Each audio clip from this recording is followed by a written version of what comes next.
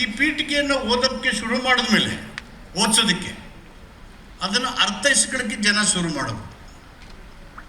ಪ್ರಜಾಪ್ರಭುತ್ವ ಅಂತ ಏನಂದರೆ 2500 ಕಿಲೋಮೀಟರ್ ಉದ್ದದ 1,35,00,000 ಜನ ಪ್ರಜಾಪ್ರಭುತ್ವದ ಸರಪಳಿಯಲ್ಲಿ ಭಾಗವಹಿಸಿದರು, ಅಂತಾರಾಷ್ಟ್ರೀಯ ಪ್ರಜಾಪ್ರಭುತ್ವವನ್ನು ಮಾಡಿದ್ರು, ಸಂವಿಧಾನ ಜಾಗೃತಿ ಕಾರ್ಯಕ್ರಮದಲ್ಲಿ ತೊಡಗಿದರು.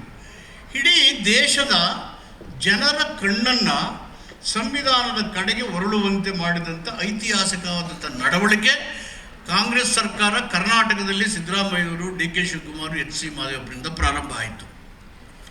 ಅಂದಮೇಲೆ ಇವತ್ತು ಯಾರ್ಯಾರು ಸಂವಿಧಾನನ ವಿರೋಧ ಮಾಡಬೇಕು ಅಂತ ಬಯಸಿದ್ರೋ ಅವ್ರಿಗೆಲ್ಲ ಸ್ವಲ್ಪ ಗುಳನ ಕಾಯಿಸಿ ಕಬ್ಬಣ ಕಾಯಿಸಿ ಚುರುಕು ಮುಡಿಸಂತ ಆಯಿತು. ಈಗ ಯಾರ್ಯಾರು ಬೇಡ ಅಂತಿದ್ರು ಅವರೆಲ್ಲ ಭದ್ರಾಗಿ ಸಂವಿಧಾನನ ಇಟ್ಕೊಳ್ತಾ ಇದ್ದಾರೆ. ಇದನ್ನು ಮುಟ್ಟಿದ್ರೆ ಎಷ್ಟು ಕಷ್ಟ ಅಂತ ಹೇಳಿ ನಮ್ಮ ಇತಿಹಾಸವನ್ನು ಒಂದು ಕಡೆ ನೋಡಬೇಕು. ಆ ಇತಿಹಾಸ ಏನು ಹೇಳುತ್ತೆ? ಹಿಂದೆ ಸ್ವತಂತ್ರ ಬರೋಕ್ಕಿಂತ ಮೊದಲೇ ಭಾರತ ದೇಶದಲ್ಲಿ ಬುಡಕಟ್ಟು ಪ್ರದೇಶದಲ್ಲಿ ಪ್ರಜಾಪ್ರಭುತ್ವದ ಬೇರುಗಳಿದ್ದು, ಡೆಮೊಕ್ರೆಟಿಕ್ ರೂಟ್ಸ್ ಬುಡಕಟ್ಟು ಪ್ರದೇಶದಲ್ಲಿ. ಅದಾದಮೇಲೆ ಬುದ್ಧನ ಕಾಲದಲ್ಲಿ ಬಿಕ್ಕುಗಳ ಮೂಲಕ ಪ್ರಜಾಪ್ರಭುತ್ವದ ವೇದಿಕೆ ಇತ್ತು. 12ನೇ ಶತಮಾನದಲ್ಲಿ ಬಸವಣ್ಣನವರ ಕಾಲದಲ್ಲೂ ಕೂಡ ಅನುಭವ ಮಟ್ಟದ ಮೂಲಕ ಪ್ರಜಾಪ್ರಭುತ್ವ ಇತ್ತು. ಅದಾದಮೇಲೆ 10ನೇ ಒಡೆಯರವರು, ನಾಲ್ವಡಿ ಕೃಷ್ಣರಾಜ ಒಡೆಯರವರ ಮುಖಾಂತರ ಜನಪ್ರತಿನಿಧಿಗಳ ಸಭೆಯಲ್ಲಿ ಎಲ್ಲರಿಗೆ ಅವಕಾಶವನ್ನು ಕೊಟ್ಟು ಪ್ರಜಾಸತ್ತಾತ್ಮಕ ಆಡಳಿತಕ್ಕೆ ಪ್ರೇರಣಾ ಶಕ್ತಿಯಾಗಿ ನಿಂತು. ಇವೆಲ್ಲವೂ ಭಾರತ ದೇಶದಲ್ಲಿ 2500 ವರ್ಷಗಳ ಹಿಂದೆಯೇ ಪ್ರಜಾಪ್ರಭುತ್ವ ವ್ಯವಸ್ಥೆ ಅನ್ನೋದಕ್ಕೆ ದೊಡ್ಡ ಉದಾಹರಣೆಗಳು, ಉಲ್ಲೇಖಗಳು ನಮ್ಮ ಚರಿತ್ರೆಯಲ್ಲಿ ನಿರ್ಮಾಣ ಆಗಿದ್ದಾವೆ. ಈ ಸಂವಿಧಾನವನ್ನು ರಚನೆ ಮಾಡತಕ್ಕಂಥ ಎಲ್ಲ ಚರಿತ್ರೆಗಳು 2 ವರ್ಷ 11 ತಿಂಗಳು 17 ದಿನದಲ್ಲಿ ಬಾಬಾ ಸಾಹೇಬ್ ಅಂಬೇಡ್ಕರ್ ನೇತೃತ್ವದಲ್ಲಿ ಈ ಸಂವಿಧಾನವನ್ನು ರಚನೆ ಮಾಡಿ ಏನು ಮಾಡಿದ್ದೀವಿ? ಭಾರತೀಯರಾದ ನಾವು, ಬ್ರಾಹ್ಮಣರಾದ ನಾವು, ಹಿಂದೂಗಳಾದ ನಾವು, ಕ್ರೈಸ್ತರಾದ ನಾವು, ಇಸ್ಲಾಂ ಆದ ನಾವು ಅಂತ ಹೇಳಿಲ್ಲ. We the people of India, ಭಾರತೀಯರಾದ ನಾವು ಅಂತ ಹೇಳಿದ್ದೀವಿ. ಆಮೇಲೆ ಏನು ಹೇಳಿದ್ದೀವಿ? ಜಸ್ಟಿಸ್, ಲಿಬರ್ಟಿ ಅಂಡ್ ಈಕ್ವಾಲಿಟಿ, ನ್ಯಾಯ, ಸಮಾನತೆ, ಸೋದರತ್ವ ಮತ್ತು ಭಾತೃತ್ವ. ಇದರ ಕೆಳಗಡೆ ನಮಗೆ ಎಲ್ಲ ಅವಕಾಶಗಳನ್ನು ಕೊಡ್ತಕ್ಕಂಥ ವಿಷಯಗಳನ್ನು ಸೇರಿಸಿದ್ದೇವೆ.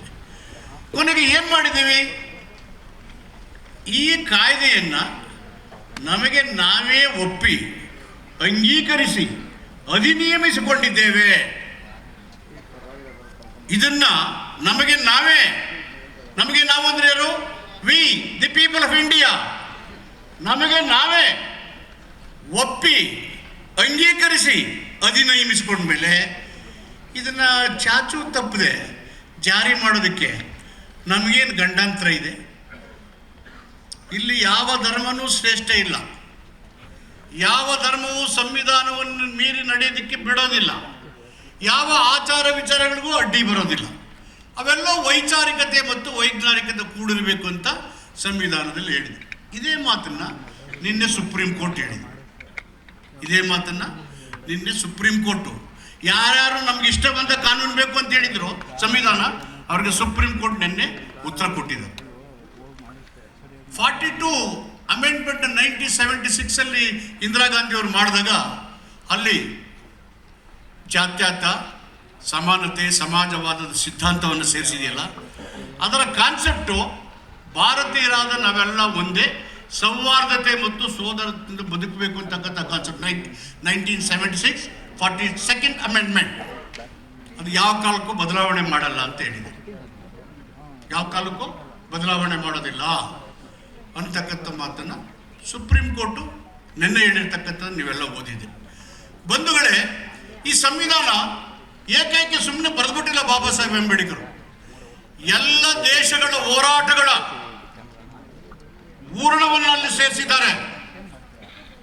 ಎಲ್ಲ ದೇಶಗಳು, ಪಾಶ್ಚಿಮಾತ್ಯ ಪಾಶ್ಚಿಮಾತ್ಯ ರಾಷ್ಟ್ರಗಳು, ಅಭಿವೃದ್ಧಿ ಹೊಂದಿದ ರಾಷ್ಟ್ರಗಳು, ಹೋರಾಟಗಳನ್ನು ಮಾಡಿರ್ತಕ್ಕಂಥ ರಾಷ್ಟ್ರಗಳು ಸರ್ವಾಧಿಕಾರಿ ಧೋರಣೆಯನ್ನು ವಿರೋಧಿಸಿ ಪ್ರಜಾಪ್ರಭುತ್ವವನ್ನು ಸ್ಥಾಪನೆ ಮಾಡಿರ್ತಕ್ಕಂಥ ಎಲ್ಲ ರಾಷ್ಟ್ರಗಳ ಪೂರ್ಣವನ್ನು ಸೇರಿಸಿ ಜನರ ಐಕ್ಯತೆಯನ್ನ, ಅಭಿವೃದ್ಧಿಯನ್ನ, ರಾಷ್ಟ್ರದ ಸಮಗ್ರತೆ ಮತ್ತು ಏಕತೆಯನ್ನು ಕಂಡುಕೊಳ್ತಕ್ಕಂಥ ವಿಷಯಗಳನ್ನು ಒಳಗೊಂಡಿರ್ತಕ್ಕಂಥ ನಮ್ಮ ಚರಿತ್ರೆಯನ್ನು, ಪರಂಪರೆಯನ್ನು, ಮೌಲ್ಯಗಳನ್ನು ಸಂವಿಧಾನದಲ್ಲಿ ಸೇರಿಸಿದ್ದಾರೆ. ಇವೆಲ್ಲವನ್ನು ಕೂಡ ಸಂವಿಧಾನದಲ್ಲಿ ಸೇರಿಸಿದ್ದಾರೆ.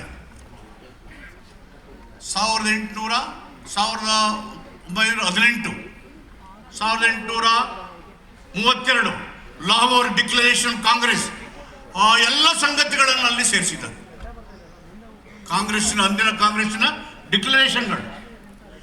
94% of the constitution assembly member ಅವರೆಲ್ಲ ಹಿಂದೂಗಳೇ ಇದ್ರು.